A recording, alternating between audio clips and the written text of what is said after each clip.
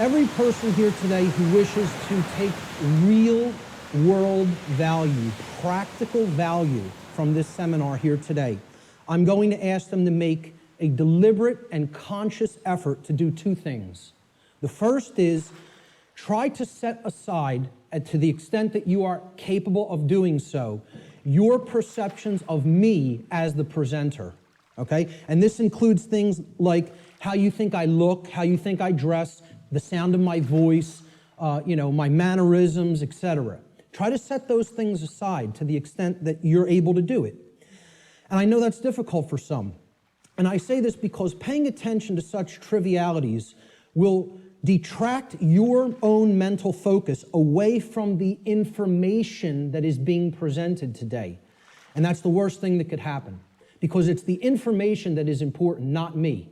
Try to ignore me and focus on the content, all right?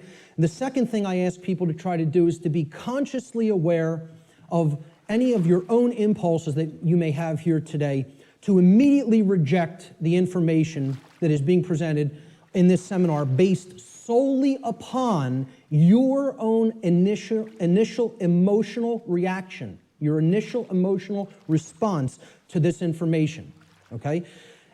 This is a logical fallacy, okay? You cannot think with the emotions. So if you hear something you don't like or that angers you, that's okay. Feel the emotion. But don't just immediately say, that can't be true. And don't believe me either.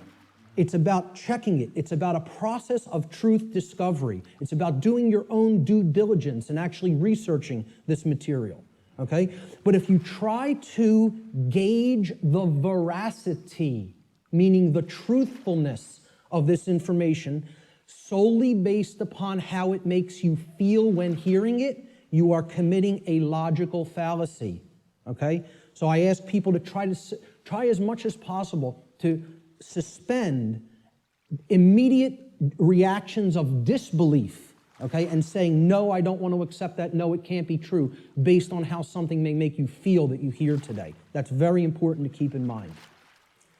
And lastly, this information, the entire seminar, is a tapestry, okay? It's like pieces of a huge jigsaw puzzle, all right?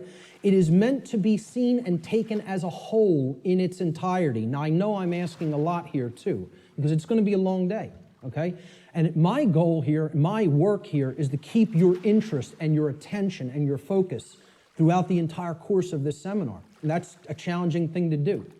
But what I'm asking people is, you have to try to see it as a whole, because if you took the time to be here and you gave a monetary donation to be here, I'm highly recommending that you stay for the whole duration of the seminar. There's a reason for that. You're only going to get the full tapestry, especially if you're new to my work, by hearing this information in its entirety, okay? So if you don't do that, you'll probably not recognize the patterns, which is what this is all about. That's what this day is all about, pattern recognition, okay? That are inherent to this tapestry of information. And more likely than not, you'll have wasted the time that you took to be here today and wasted the money that you spent to be here today. So I don't want anybody to waste their time and their money and their attention, and I don't think you do either. So that's why I'm asking people, stay for the whole thing. You'll get the maximum value out of this seminar if you stay for its duration.